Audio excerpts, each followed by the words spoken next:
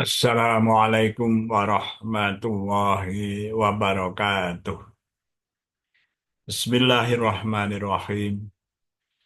Alhamdulillahi rabbil alamin.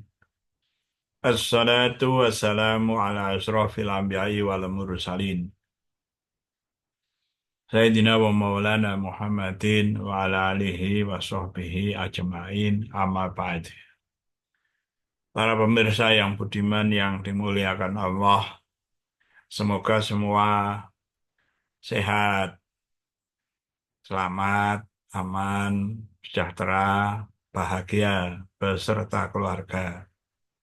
Dimudahkan dalam segala urusan, dimudahkan dalam menuntut ilmu, dimudahkan dalam menjemput rezeki pemberian dari Allah.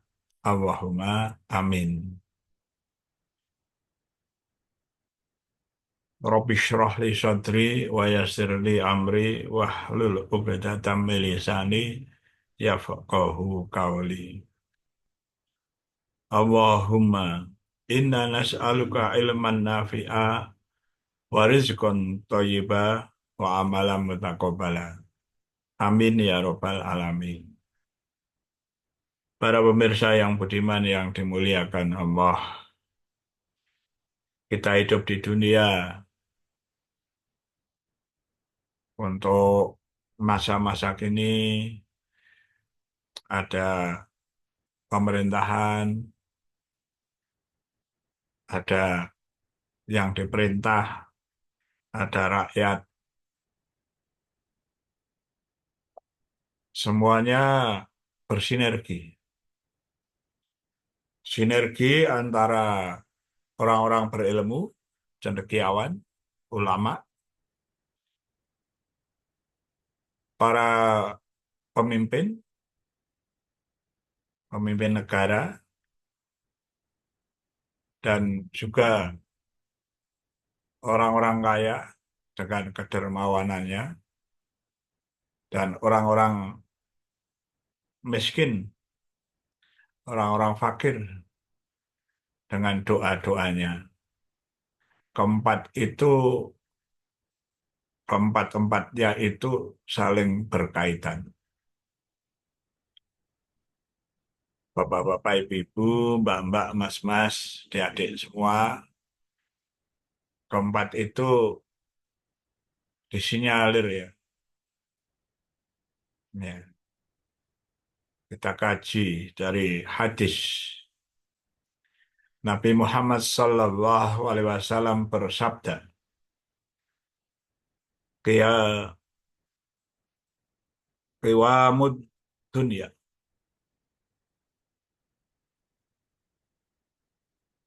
bi arba'ati asya. Awaluha bi ilmil ulama, wasani bi adlil umara, wasalisu bi sahawatil aghdiya, warrobi'u bi da'watil fuqara." Ini saya baca dari kitab Duratun Nasihin, bahwa tegaknya dunia karena empat perkara. Pertama, dengan ilmunya para ulama, para cendekiawan. Kedua, karena adilnya para penguasa. Ketiga, karena kedermawanannya orang-orang kaya. Keempat, karena doa kaum fakir. Nah, itulah yang menjadikan tegaknya dunia. Demikian pula di Indonesia ya, akan tegak dengan empat perkara. Pertama, dengan ilmunya para cendekiawan. para ulama, khususnya ulama. Al ulama warasatul anbiya, para ulama pewaris para nabi. Ilmu para ulama ini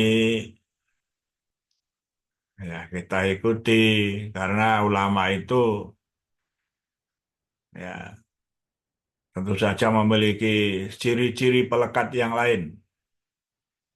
Dia orang yang Islam yang beriman karena dengan bahasa ulama, pewaris Nabi, pewaris Nabi Muhammad Sallallahu Alaihi Wasallam.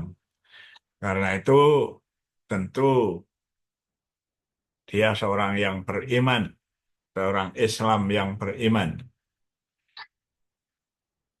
dan banyak ilmunya, ilmu-ilmu yang berkaitan dengan keagamaan, juga ilmu-ilmu umum, khususnya ilmu agama yang bersanad baik mendengarkan langsung dari orang yang mengajari para ulama-ulama terdahulu, terus sampai Rasulullah Muhammad SAW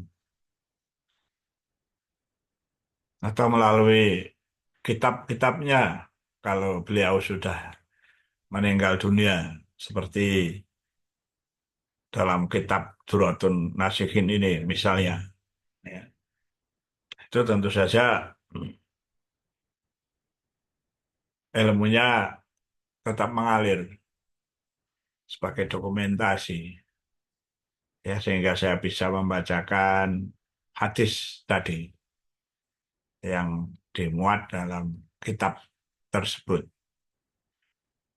Ilmu para ulama. Ya, utamanya para ulama itu akan memberi petunjuk arahan kepada akhlak yang mulia. Ya, tentu saja yang dimaksudkan adalah orang-orang lalu mendengarkan, mempraktekkan, melaksanakannya. Sehingga orang-orangnya menjadi orang-orang yang mulia, yang berakhlak mulia, yang baik-baik, yang mengerti mana yang benar, mana yang salah,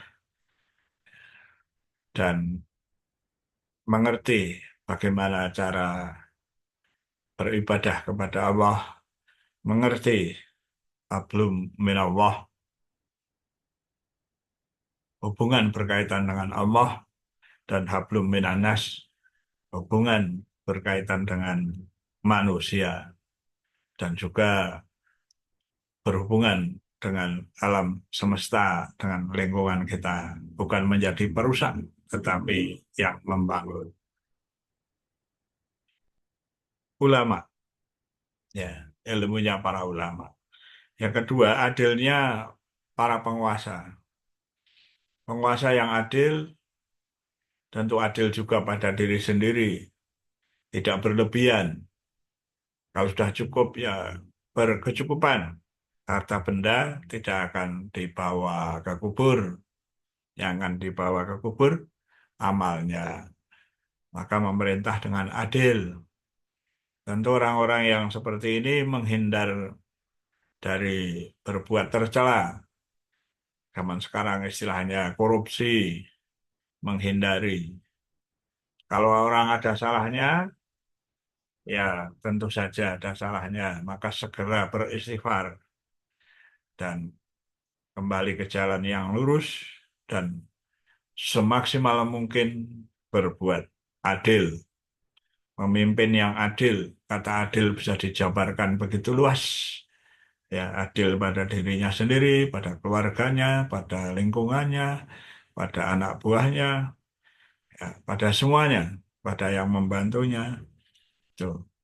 Tidak mudah menjadi pemimpin. Tidak mudah menjadi pemimpin yang adil. Namun semoga kita menjumpai seorang pemimpin yang adil. Ya. banyak ulama, banyak pemimpin yang adil. Nah, itu yang pertama dan kedua. Yang ketiga, dengan kedermawannya orang-orang kaya.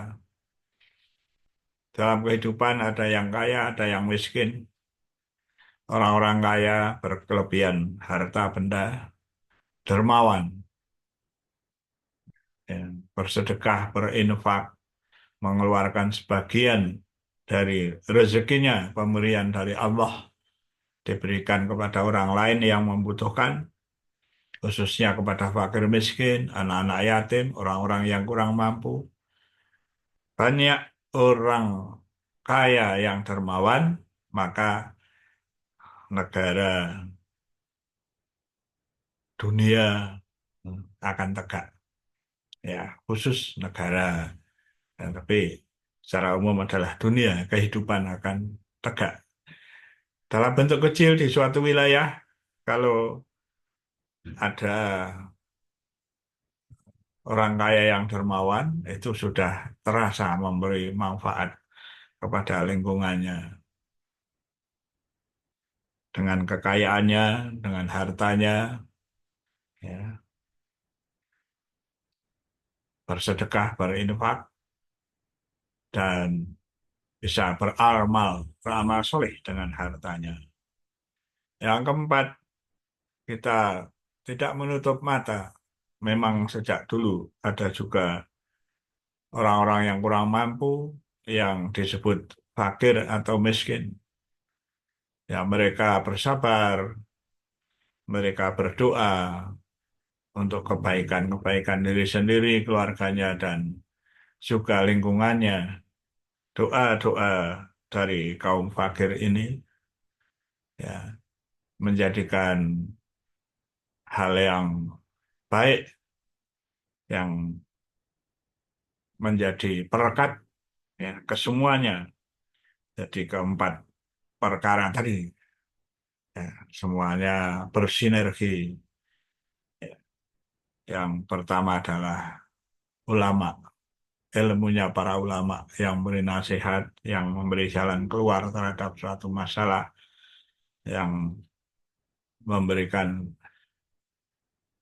ilmu yang bermanfaat bagi lingkungan, itu ilmunya para ulama. Dan pemimpin yang adil, kemudian orang kaya yang dermawan, dan orang-orang yang fakir atau miskin yang berdoa. Itu menjadi tegaknya dunia. Tidak bermaksud untuk mengkritik, tidak bermaksud untuk yang kurang baik, hanya membacakan hadis, dan semoga kita semua bisa melakukan dalam lingkup kecil masing-masing sebagai kepala keluarga yang juga berilmu, yang senantiasa belajar, dan juga menjadi seorang pemimpin yang adil di dalam keluarganya, dan juga dermawan kalau punya kekayaan, dan manakala sedang berkesusahan, fakir, berdoa ya dengan lemah lembut. Semuanya adalah baik ya, dimulai dari keluarga. Setiap keluarga demikian, maka akan merambah ke bentuk yang lebih luas, masyarakat di sekitarnya, dan lebih luas lagi dalam keseluruhannya dalam kehidupan kita. Semoga bermanfaat. Kalau ada salah saya mohon maaf yang sebesar-besarnya.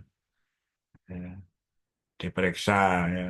Dalam urusan agama periksa lagi, dicek ada para kiai, para ulama yang arif billah di lingkungan Bapak, Ibu, Mbak-mbak, adik-adik, saudara-saudara semua. Semoga barokah, ya sharing saja, ya semoga menjadikan kita semua imbang, ya kita bisa beramal baik dan juga mencari rezeki, pemberian dari Allah menjemput rezeki, ya. Semuanya dalam keadaan baik-baik saja. Wallahul muwaffiq ila aqwamit thoriq. Wassalamualaikum warahmatullahi wabarakatuh.